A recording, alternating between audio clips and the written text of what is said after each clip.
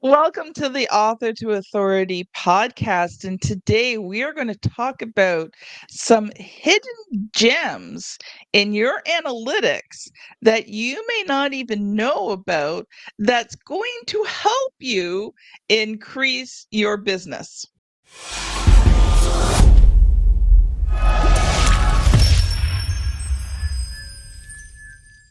I want to welcome Philippa Games to the show. She is works with small to medium-sized companies, and they hire Philippa to find actionable insights in their digital analytics and to make recommendations that will grow their business and reduce wasted spending. Because many of those hidden gems because many of us are missing those hidden gems. We're throwing money out the window that we don't need to. So I'm looking forward to that conversation. She has over 20 years experience in translating the metrics into creative ideas to move the business forward, and then creating effective data-driven digital strategies designed to achieve goals and maximize return on investment. And most importantly, all in understandable English that any of us can take action on. Welcome to the show, Philippa. Thank you so much, Kim. It's great to be with you. So, I guess one of the obvious questions to start is that first of all, are we really understanding our analytics? So I guess that depends. you know, the classic consultant answer is it depends, right? That's what we all say because that's there often isn't a one size fits all answer. But the key to analytics. So for a lot of people, they log into. So we're talking about like Google Analytics or something equivalent. For your website, and you log into it, and there's just massive amounts of numbers and charts and graphs and whatever, and it's incredibly overwhelming. And it's completely understandable that a lot of people kind of either just shut it down immediately or say, did I get more something something very basic, like did I get more visitors than I did last week, right? And and if the answer to that is yes, they go, great, it's working, and they go off to do something more interesting. And as I said, you can't blame them because it's not necessarily easy or intuitive to get in if you haven't got a way in. So the point is that in order to get actionable insights, you've really got to have a very clear handle on what you're trying to do. That's really the point. And not just for the website overall, but I like to say for every single page. So as a visitor, wherever I am on your site, I should know, or it should be clear to me what you want me to do next, Yes. even if I don't want to do it. But I mean, that's a different issue. But you have to actually drive people to action because Yes. in my experience, it's just bizarre. But if you don't tell them what to do next, if they want to stay and do more, they'll try to figure it out or not, but they'll do what they want to do. And that may often be not what you wanted. So so the key is to be able to say, this is what I expect to be happening here. Is it happening? Yes, no. And if yes, I mean, is there a way to do more of it? And if no, why not? And what do we need to do differently? And that's the way in, and that's how you can start, because then you know what questions to ask, right? So that's how you can start to make it more meaningful. So, would you say generally that I mean, obviously, it depends because it depends on the person and the company, but let's just talk generally because, most of us are like consultants, professionals. We're running most of the business, we're wearing most of the hats. Um, would it be correct, not correct, but would it be the average to say that most of us barely even check our analytics, let alone understand them? um, I don't know. I think I mean, because obviously a lot of the people that I talk to are either checking them and want to know more or realize that they would like to check them.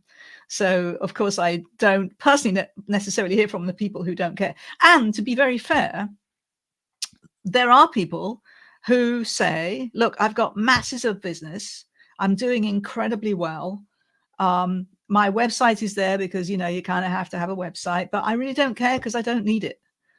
Um, And, I've had business owners, I mean, in other businesses like e-commerce or something like that, if a business owner says my website's doing fine, you can push back and you can say, look, even so, would you rather have more business than you have now? Because very few people are going to say no to that. But in the consulting business, some of us have only a certain amount of carrying capacity. And so perhaps it's more legitimate to say, yes, I've got all the business I can handle and I really don't need to know anymore. That's kind of the only kind of answer that I think is legitimate, but Mhm. So, Philippa, I would love to hear more about, how did you get into, marketing and understanding analytics? Obviously, you have many years experience in it. With 20 years experience, you were not far into the internet age before when you started. Yeah, that's true. I hate to say it, I was around at the beginning. um, which is interesting because that means that you've got this track record of being there and seeing what's essentially worked since the beginning, Mm. Yes, and what was a fad that everybody was all excited about and then it went away. So, for example, email, right? Email was actually invented in the 1970s, and I remember, I think it was in about 2008, 2009, there was a cover of Wired magazine that said email is dead. And people have been saying email is dead for many, I mean, just about all the time now. And it isn't. And if you look true. at surveys of marketing directors about the most effective marketing channels that they have, email is always right up at the top, because Yes, you can customize it, personalize it, because now with all the privacy regulations, if somebody's yes, given you their email address, you have permission to contact them. So that's absolute gold, right? Um, so just as an example of a trend that has just, and it's so basic. I think that's the other thing. It's easy, right? You just use it. It's like a huge learning curve. You can do design, but you don't have to do amazing designs, um, so I think I was always just fascinated by the possibilities of what you can do online, and all these really interesting ideas that come out, and like I say, the ones that work, ones that don't work. Um, so I think that's why I'm very interested, and I think this is why I'm trying to approach shows like yours, because what interests me, I mean, we talked at the beginning about how overwhelming the analytics can look if you're just looking at it. And you know especially with Google Analytics 4, which is what I mostly work with, which has come out recently in the past year or so, it is not easy, and it's not intuitive, and it's extremely powerful and extremely useful if you set Mhm. it up right. But if you don't set it up right, it's a mess. And out of the box, it's not particularly useful without customizing it to your own needs. And it's a lot to ask of business owners, and my clients. I don't think I've ever had a business owner come to me and say, Philippa, I want to hire you to give me 50 pages of analytics reports a month. Right? That's not what they're asking for. What they're asking for is, tell me what I need to know to run my business better. Yeah. And if you don't ever show me a page of analytics in that process, that's fine. Just tell me how you got to where to the recommendations that you're making or the insights that you're sharing. And let's talk about what to do about it. Right. So what I'm interested in, and the reason that I think I'm wanting to continue in this business, is that I want to help business owners. There's a lot online that's very technical. I mean, there's a lot of information, but it's a lot about the interface and all of that. And what I'm trying to do is to inspire business owners to use it, but from a business perspective. I've found countless opportunities when working with business sites for new products, new services, new target audiences that showed up from sort of looking at the analytics and getting an inspiration, getting a creative idea. That's data driven, but it's then a creative idea that the business can use. And that's what I'm interested in. So that's why I like, I can sort of say the internet in English, because I'm a Brit, and And that's like but also literally talking to business owners in business terms, not analytics jargonese, about what you can really do with this. You just touched on quite a few points, and I think Yeah, one of the biggest ones is, as business owners, we're not looking for 50 pages of analytics. We're looking for someone to analyze it and say, okay, here's where you're doing good. See these numbers? Here's where you're doing good. right. Here's where you're not doing so good. Take a look at these numbers. And then how do we fix that? And so I think that's crucial. We're going to take a quick ad break, everybody. I would love for you to check out the Create and Scale checklist if you are thinking about writing a book to build your business and want to know if you're heading in the right direction. This checklist will help you out. Writing and publishing a book that converts readers into client and scales your business is hard, but it doesn't have to be. Get my free checklist at bit.ly/create and scale that will show you what you need to do to have your book become a well-converting lead generating tool. Welcome back. Philippa, you didn't really talk about, some of the jobs and things that you've had. Like, so, when you got into this, was this just a hobby or were you working in the industry? Yeah, I was working in the industry. I actually, when I first started on the internet, I was working for a nonprofit.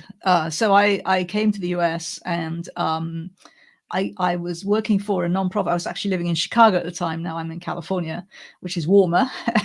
um, but I was working for a nonprofit that was actually a national nonprofit that had chapters based in every state. And they said there was quite a visionary communications director there who said, we really ought to be communicating via email. We ought to have bulletin boards, community, that kind of stuff, so that we can all talk together, because it was early days and people hadn't really adopted it at that point. And I was actually hired as essentially an evangelist, to persuade them. I mean, I had no knowledge whatsoever of the subject matter of the nonprofit, but that wasn't the point. I was hired to get them all communicating together using electronic means, Mm, and then also from there, obviously, to move that into communicating with their own constituents and so on.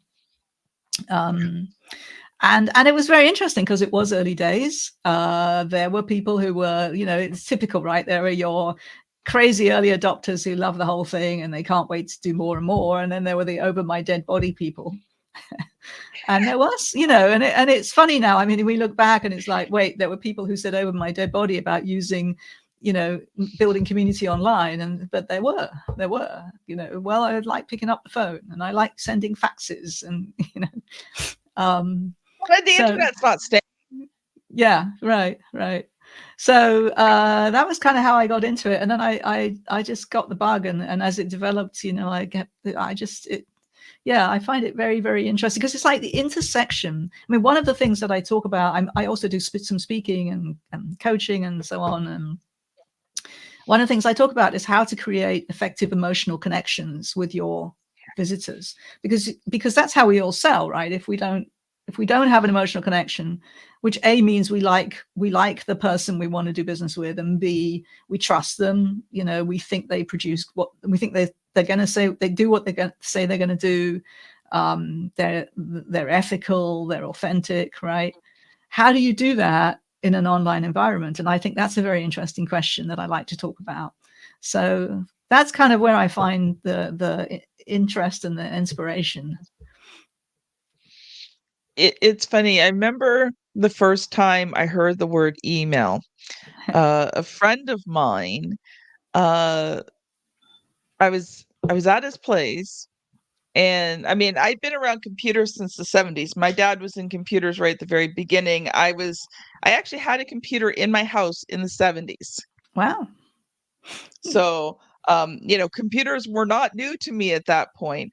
But, my friend was talking to me about, sending letters over the internet.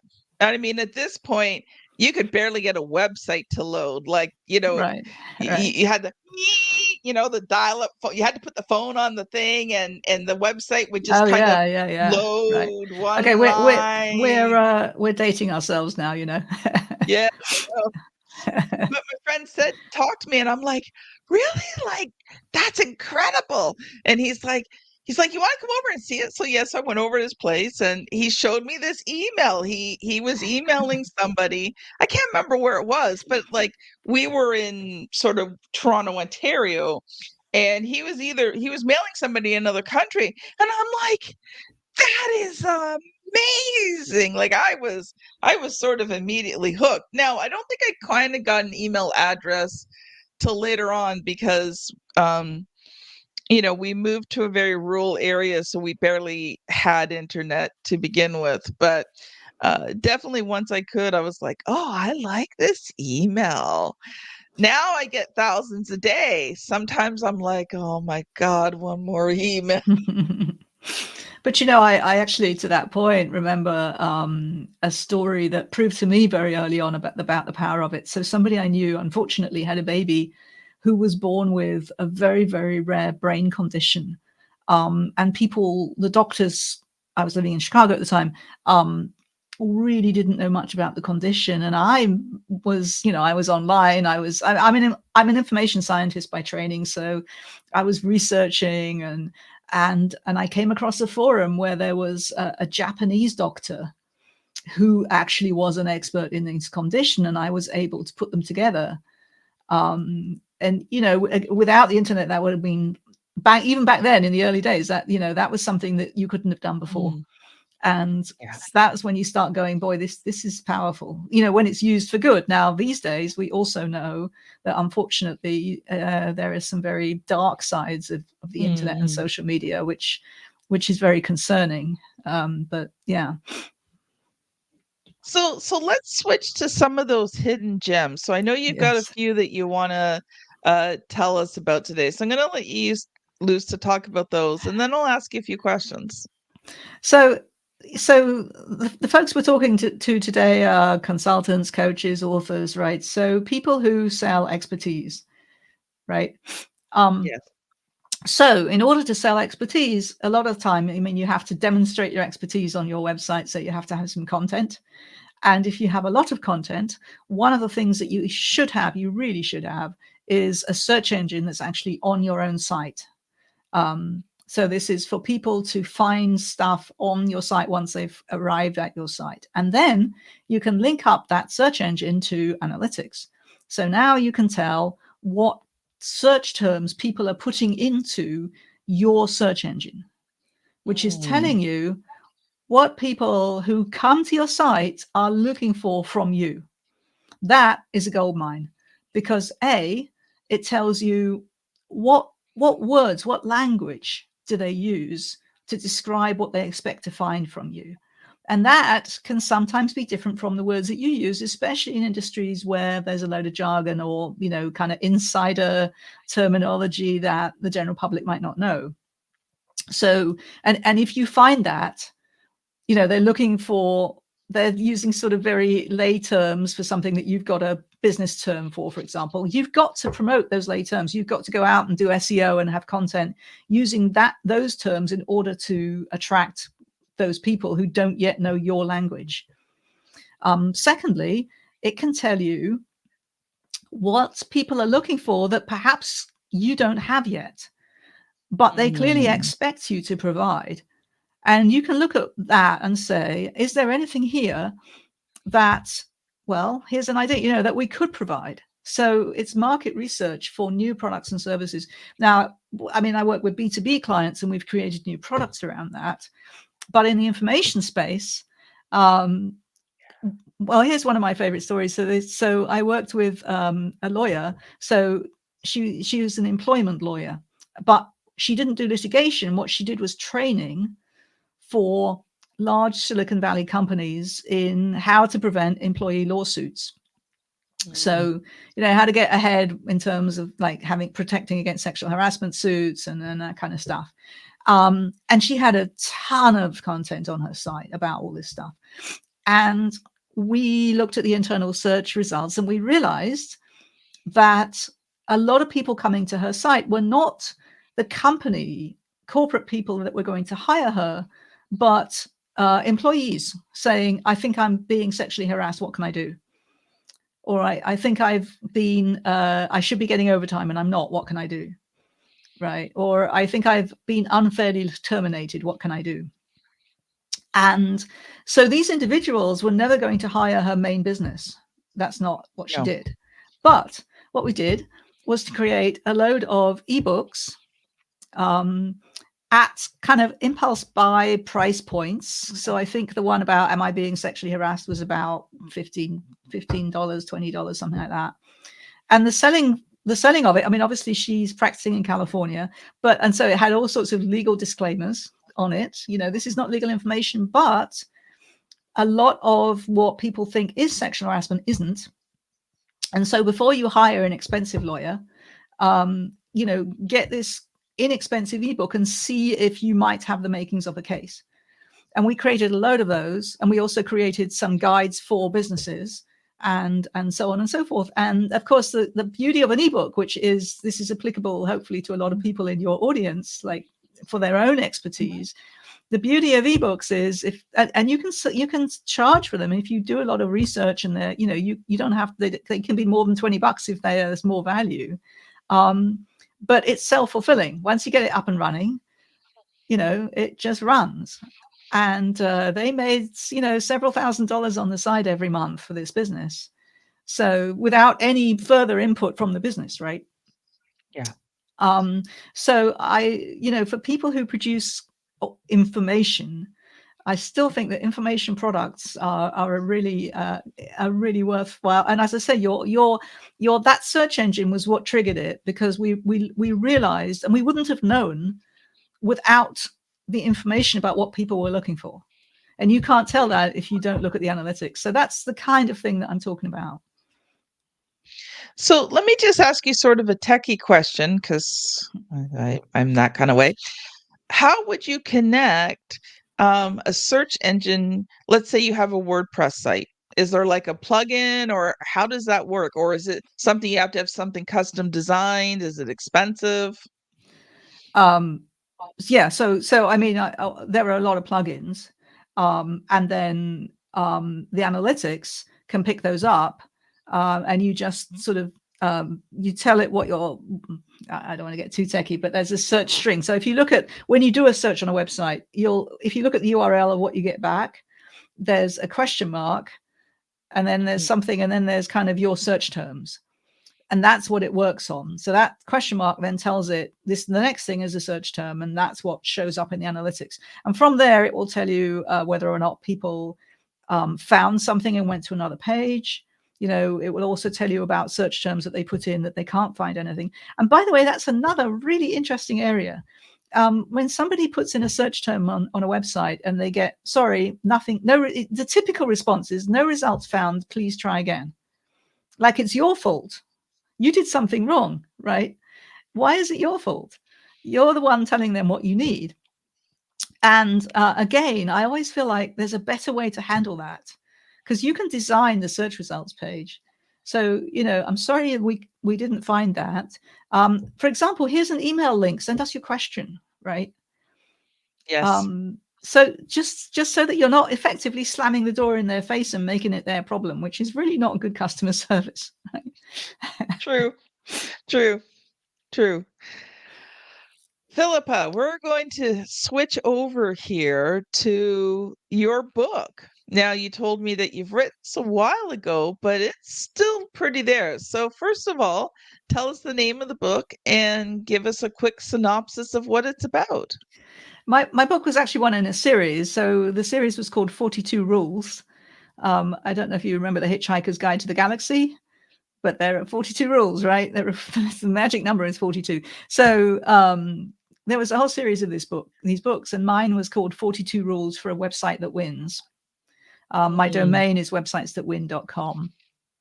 And so it's basically about strategy, analytics, creating emotional connections, And it's actually very easy to read because each rule is a page facing each other, right?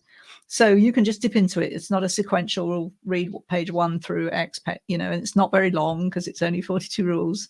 It was actually quite hard to write because of that format that's absolutely set. You've got to encapsulate every rule. You've got to say, what am I talking about? How does it work? Here's an example, right? And then sort of tie it all together in essentially a facing page is about 600 words.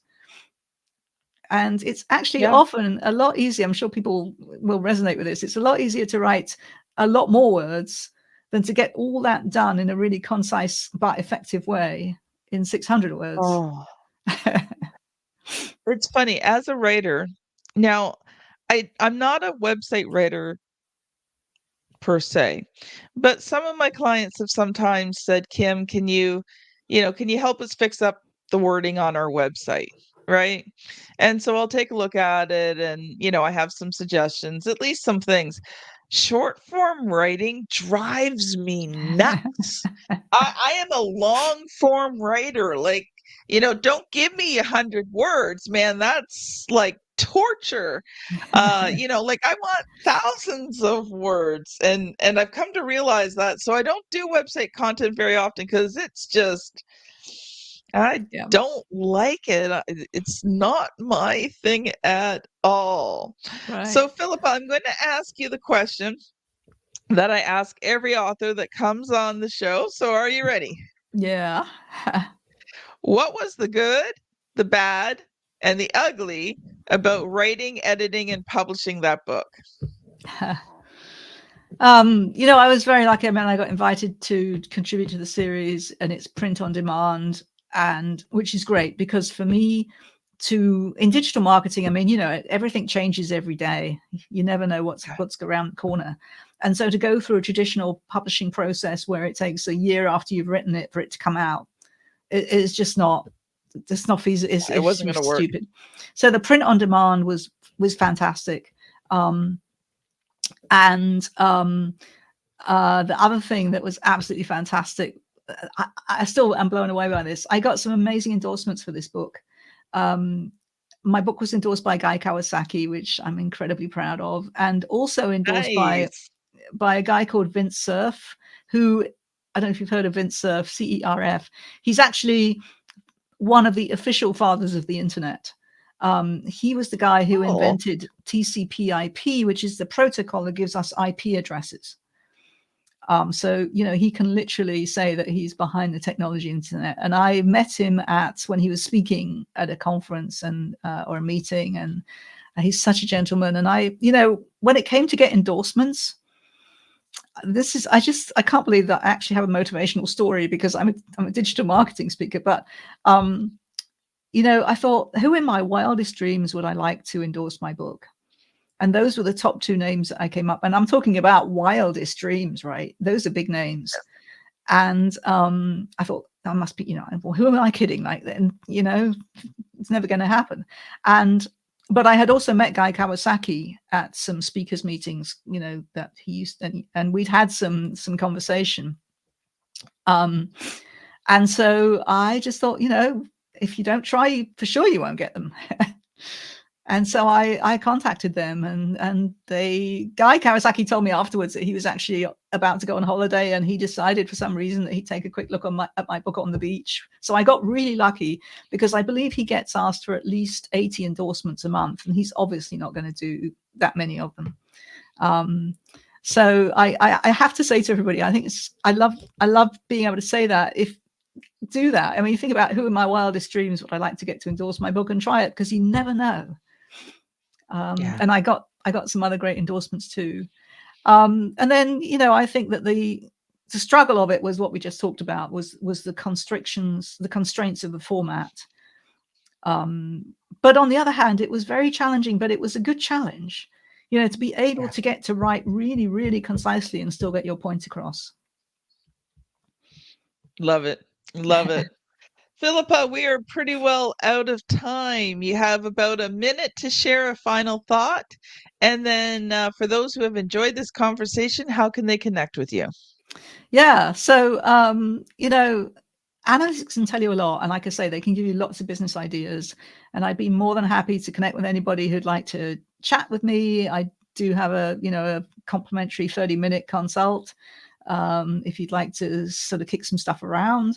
And I do have on my website a free ebook, which gives you 5 hidden gems of the kind that I've just talked about, but different ones from my actual consulting experience, so that you can read them. And it's not analytics jargon. There's no charts or graphs in the whole thing, but it's ideas of business things that we've done, and to see if people can get inspired and maybe say, hey, maybe that's happening on my site.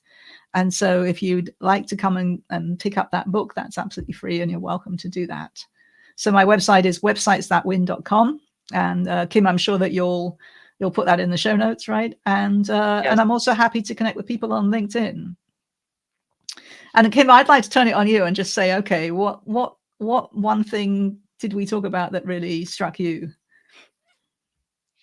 The search engine, and how you can actually see what people are searching for on your website, so that you can provide it for them. That was really valuable. Now, audience, you know what time it is. It's that time again. The show is over. Philippa, thank you so much for being on the show today. Appreciate you having it on. Audience, if you're looking for where to go to next, I recommend episode 417, writing website content that converts.